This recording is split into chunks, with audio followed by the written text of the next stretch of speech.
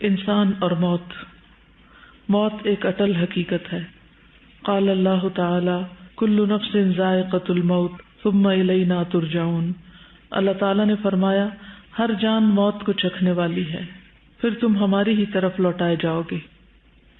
وقال اللہ تعالی قل یتوفاکم ملک الموت الذی وکل بکم ثم الی ربکم ترجعون۔ اور اللہ تعالی نے فرمایا کہہ دو کہ موت کا فرشتہ جو تم پر مقرر کیا گیا ہے وہ تمہاری جانیں قبض کر لیتا ہے، پھر تم اپنے رب کی طرف لوٹائے جاتے ہو۔ یعنی سب نے واپس اپنے رب ہی کے پاس جانا ہے۔ اسی لیے جب کوئی فوت ہو جاتا ہے تو ہم کیا پڑھتے ہیں؟ انا للہ و انا الیہ راجعون۔ بے شک ہم اللہ کے لیے ہیں اور اسی کی طرف لوٹ کے جانے والے ہیں۔ یعنی جو ہمارے سامنے فوت ہو رہا ہے یا جا رہا ہے، صرف اسی کو نہیں جانا، ہماری باری بھی جلد آنے والی ہے۔ وقال اللہ تعالی قل ان الموت الذی تفرون منہ فإنہ ملاقیکم ثم تردون الی عالم الغیب والشہادۃ فینبئکم بما کنتم تعملون۔ اور اللہ تعالی نے فرمایا کہہ دیجئے جس موت سے تم بھاگتے پھرتے ہو بے شک وہ تم سے ملاقات کرنے والی ہے، پھر تم چھپے کھلے کے جاننے والے کی طرف لوٹائے جاؤ گے، یعنی جس کے سامنے کچھ بھی چھپا ہوا نہیں۔ پھر وہ تمہیں تمہارے کیے ہوئے کام بتلا دے گا کہ تم دنیا میں کیا کر کے آئے ہو۔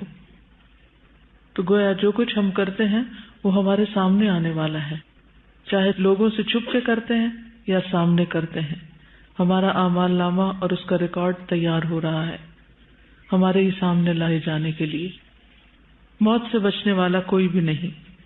وقال اللہ تعالی اینما تکونوا یدرککم الموت ولو کنتم فی بروج مشیدہ۔ اور اللہ تعالی نے فرمایا جہاں کہیں بھی تم ہو موت تمہیں آ ہی لے گی، خواہ تم مضبوط قلعوں میں محفوظ ہو جاؤ، کہیں بھی چھپ جاؤ موت تمہیں ڈھونڈ لے گی۔ چھپ نہیں سکتے، بھاگ نہیں سکتے، دفاع نہیں کر سکتے۔ وقال اللہ تعالی وَلَن يُؤَخِّرَ اللَّهُ نَفْسًا إِذَا جَاءَ أَجَلُهَا وَاللَّهُ خَبِيرٌ بِمَا تَعْمَلُونَ۔ اور اللہ تعالیٰ نے فرمایا اور جب کسی کا مقرر وقت آ جاتا ہے تو پھر اسے اللہ ہرگز مہلت نہیں دیتا، اور جو کچھ تم کرتے ہو اللہ اسے بخوبی جاننے والا ہے۔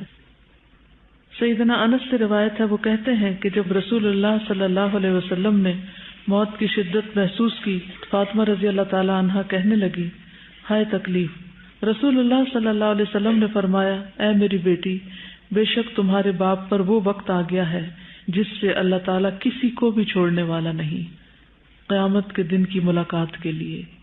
یعنی کوئی بھی اس وقت سے بچ نہیں سکتا، موت سے فرار حاصل نہیں کر سکتا۔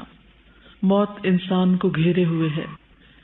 سیدنا عبداللہ سے روایت ہے، وہ کہتے ہیں کہ نبی صلی اللہ علیہ وسلم نے 4 کونوں والا خط کھینچا، یعنی اسکوئر بنایا، پھر اس کے درمیان ایک خط کھینچا جو چوکٹے سے باہر نکل رہا تھا، اس کے بعد درمیان والے خط کے اس حصے میں جو چوکٹے کے درمیان میں تھا چھوٹے چھوٹے بہت سے خطوط کھینچے، پھر فرمایا یہ انسان ہے اور یہ اس کی موت ہے جو اسے گھیرے ہوئے ہے، اور یہ جو بیچ کا خط باہر نکلا ہوا ہے وہ اس کی امید ہے، اور یہ جو چھوٹے چھوٹے خطوط ہیں یہ اس کی دنیاوی مشکلات ہیں۔ پس اگر انسان ایک مشکل سے بچ کر نکلتا ہے تو دوسری میں پھنس جاتا ہے، دوسری سے نکلتا ہے تو تیسری میں پھنس جاتا ہے۔ یعنی ساری زندگی اسی چیز کا نام ہے کہ ایک مشکل سے نکل کے دوسری میں جا اٹکنا۔ ڈبے کی سمجھ آ گئی؟ یہ انسان ایک کے بعد ایک مشکل، یہ اس کی امید ہے۔ سیدنا مطرف بن عبداللہ بن شخیر اپنے والد سے اور وہ نبی صلی اللہ علیہ وسلم سے روایت کرتے ہیں کہ آپ صلی اللہ علیہ وسلم نے فرمایا ابن آدم کی شکل و صورت یوں دکھائی گئی ہے کہ اس کے آس پاس 99 موتیں ہیں، یعنی 99 حادثات اور مصیبتیں ہیں۔ اگر وہ موتیں اس سے خطا کر بھی جائیں تو وہ انتہائی درجے کے بڑھاپے کا شکار ہو جاتا ہے، یہاں تک کہ وہ مر جاتا ہے۔ یعنی ہر انسان ہر وقت مختلف طرح کے اندرونی اور بیرونی خطرات میں گھرا ہوا ہے، کوئی بھی چیز اس کی موت کا سبب بن سکتی ہے، لیکن اگر انسان ہر حادثے سے بچتا بھی چلا جائے تو بالآخر بوڑھا ہو جاتا ہے اور پھر موت کا شکار ہو جاتا ہے، یعنی موت کے حادثے سے بچ نہیں سکتا۔ موت کا وقت اور جگہ مقرر ہے۔ قال اللہ تعالی وما كان لنفس ان تموت الا باذن اللہ کتابا مؤجلا۔ اللہ تعالیٰ نے فرمایا اور کسی جان کے لیے ممکن نہیں کہ اللہ کے حکم کے بغیر مر جائے لکھے ہوئے کے مطابق جس کا وقت مقرر ہے، یعنی ہم میں سے ہر ایک کی موت کا وقت لکھا ہوا ہے، جہاں جس جگہ آنی ہے وہاں پہنچ جائیں گے۔ وقال اللہ تعالی فَإِذَا جَاءَ أَجَلُهُمْ لَا يَسْتَأْخِرُونَ سَاعَةً وَلَا يَسْتَقْدِمُونَ، پھر جب ان کا وقت آ جائے گا تو ایک گھڑی نہ وہ پیچھے رہ سکتے ہیں اور نہ ہی وہ آگے بڑھ سکتے ہیں، یعنی ایگزیکٹلی جو سیکنڈ تک لکھا ہوا ہے اسی سیکنڈ روح نکلے گی۔